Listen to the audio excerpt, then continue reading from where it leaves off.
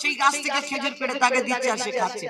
একটা দুটো তিনটে চারটে খাওয়ার পরে দেখছে খেজুর ঠিক আছে, মিষ্টি আছে, সব আছে, ডুপ্লিকেট খেজুর না তো, প্লাস্টিকের খেজুর না তো। আমার দয়ার নবী খেজুরটাকে পেড়ে দেয়, সে খাচ্ছে আর খেয়ে দেখছে সব আছে, কিন্তু খেজুরের মধ্যে দানা নেই। সেই গাছের খেজুরটা দানা নেই।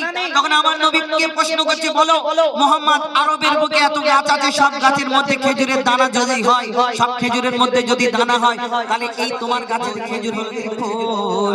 দুনিয়া ঘরে পাবি না গো যাহার সমতল, সে ছিল ওই আরশ পাকে হয়ে মিমের ফল। দুনিয়া ঘরে পাবি না গো যাহার সমতল, সে ছিল ওই আরশ পাকে হয়ে মিমের ফল। দুনিয়া ঘরে পাবি না গো যাহার সমতল। সে আসার পরে পড়ছে দেখো, আসার পরে পড়ছে দেখো সারা জগৎ কোল। কি পড়ে? বলে লা ইলাহা ইল্লাল্লাহু মুহাম্মদ রাসূল, লা ইলাহা ইল্লাল্লাহু মুহাম্মদ রাসূল। মা আমিনার দোলাই দেখো তোলে মিমের ফল। দুনিয়া ঘরে পাবি না গো যাহার সমতল। একদিন মা আমিনার ঘরে আমার নবীকে আল্লাহ যখন পাঠালেন, মা আমিনা বড় চিন্তা করে। কেন?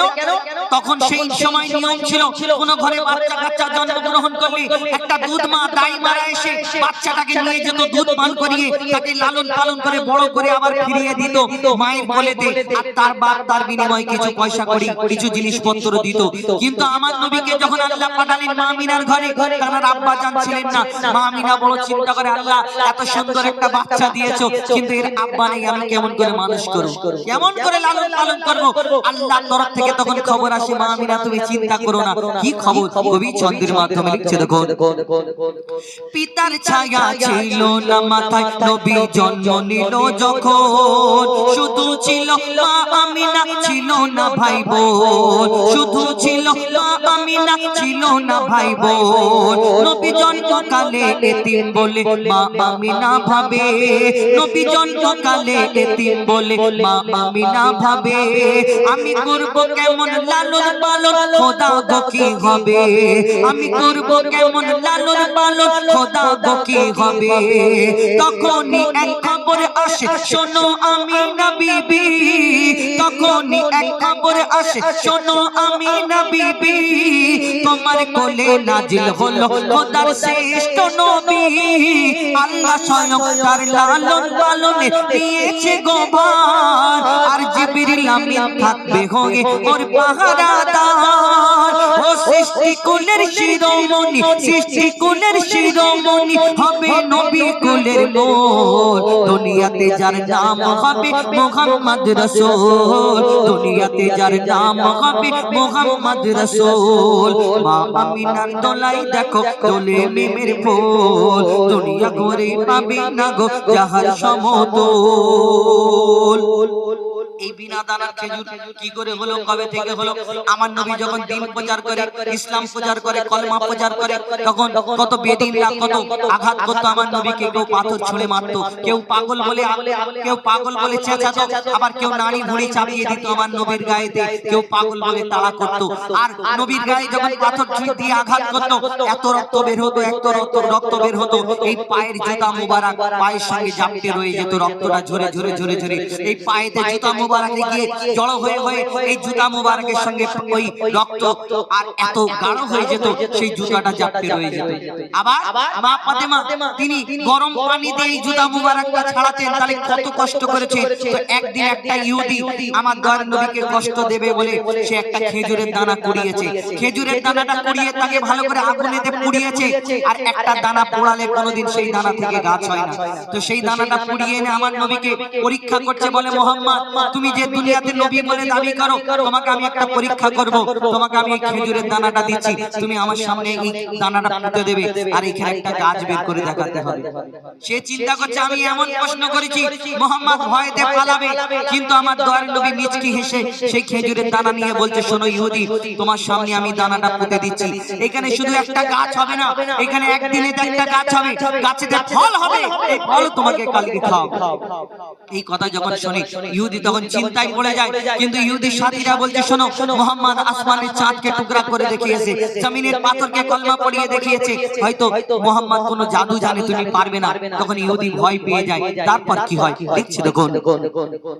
এক খেজুর দানা নিয়ে এক ইহুদি নবীর কাছে কয়, এক খেজুর দানা নিয়ে এক ইহুদি নবীর কাছে কয়, বলে তোমায় নবী মেনে নেব এই দানাতে যদি একদিনে গাছ হয়, তোমায় নবী মেনে নেব এই দানাতে যদি একদিনে গাছ হয়। আর সেই দানা নিয়ে নবী আমার মাটিতে পুঁতে ঘাসে, বলে এই দানার ফল খাবে গোকাল ইহুদি তুমি এসে, এই দানার ফল খাবে গোকাল ইহুদি তুমি এসে।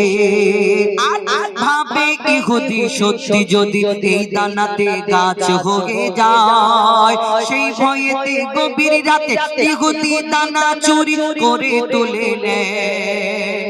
ইহুদি রাত্রে ঘুমানোর জন্য যখন শুয়ে পড়ে তখন শুধু এ পাশ ও পাশ করে, কেন ঘুম আসে না, চিন্তা করছে যদি সত্যিকারের গাছ হয় তাহলে আমাকে কলমা পড়তে হবে। ইহুদি রাত্রে গভীর রাত্রে আস্তে আস্তে টুকটুক করে যায়, আমার নবী যেখানে দানাটা পুঁতেছিল সেইখানে পৌঁছে গিয়ে দানাটা চুরি করে তুলে নেয়। চিন্তা করছে এবার মুহাম্মদ কি করে গাছ বের করে দেখে, আমিও দেখি। আর আল্লাহ তাকে সম্মান দেয়, কে তাকে অসম্মান করতে পারে। তারপর কি হয় লিখছে দেখুন। ভাবে ইহুদি সত্যি যদি এই দানাতে গাছ হয়ে যায়, সেই ভয়েতে গভীর রাতে ইহুদি দানা চুরি করে তুলে নেয়, সেই ভয়েতে গভীর রাতে ইহুদি দানা চুরি করে তুলে নেয়। পরের দিনে সেই ইহুদি নবীর সাথে গাছ দেখতে যায়, পরের দিনে সেই ইহুদি নবীর সাথে গাছ দেখতে যায়, গিয়ে দেখে সেথায় গাছ হয়ে ফল ভরে রয়। নবী তাকে নিজের হাতে সেই গাছের খেজুর খেতে দেয়, আর খেজুর খেয়ে বলে ইহুদি এর দানা কোথায়। আমার নবী সেই গাছ থেকে খেজুর পেড়ে তাকে দিচ্ছে আর সে খাচ্ছে। একটা দুটো তিনটে চারটে খাওয়ার পরে দেখছে খেজুর ঠিক আছে, মিষ্টি আছে, সব আছে, ডুপ্লিকেট খেজুর না তো, প্লাস্টিকের খেজুর না তো। আমার দয়ার নবী খেজুরটাকে পেড়ে দেয়, সে খাচ্ছে আর খেয়ে দেখছে সব আছে কিন্তু খেজুরের মধ্যে দানা নেই, সেই গাছের খেজুরটা দানা নেই। তখন আমার নবীকে প্রশ্ন করছে, বলো মুহাম্মদ আরবের বুকে এত গাছ আছে, সব গাছের মধ্যে খেজুরের দানা যদি হয়, সব খেজুরের মধ্যে যদি দানা হয়, তাহলে এই তোমার গাছে খেজুর হলো কিন্তু খেজুরের মধ্যে দানা নেই, কি ব্যাপার? আমার দয়ার নবী কোনোদিন কারোকে কষ্ট দিতেন না, তাকে বলবে যে তুমি চুরি করেছো না। আমার নবী তাকে কি উত্তর দেয় আর শেষ পর্যন্ত কি হয় লিখছে দেখুন। সেই খেজুর খেয়ে বলে ইহুদি এর দানা কোথায়, নবী বলে যে গাছের দানা, নবী বলে যে গাছের দানা রাতে চুরি হয়ে যায়, নবী বলে যে গাছের দানা রাতে চুরি হয়ে যায়, সেই বিনা দানার গাছের খেজুরে দানা কি আর হয়। ইহুদি তখন স্বীকার করে, ইহুদি তখন স্বীকার করে মোর নবীর কাছে বল, ইহুদি তখন স্বীকার করে মোর নবীর কাছে বল। আর কি বলে, তুমি খোদা সত্যি নবী মুহাম্মদ রাসূল, তুমি খোদা সত্যি নবী মুহাম্মদ রাসূল, ওরে লা ইলাহা ইল্লাল্লাহু মুহাম্মদ রাসূল। মা আমিনার দোলাই দেখো দোলে মিমের পোল, দুনিয়া ঘুরে পাবি না গো যাহার সমতল। মা আমিনার দোলাই দেখো দোলে মিমের পোল, দুনিয়া ঘুরে পাবি না গো যাহার সমতল। এবার আরো একটি ঘটনামূলক গজল তুলে ধরবো, তারপরে আমরা শেষের দিকে যাব। কটা বাজে? 1:20। তারপরে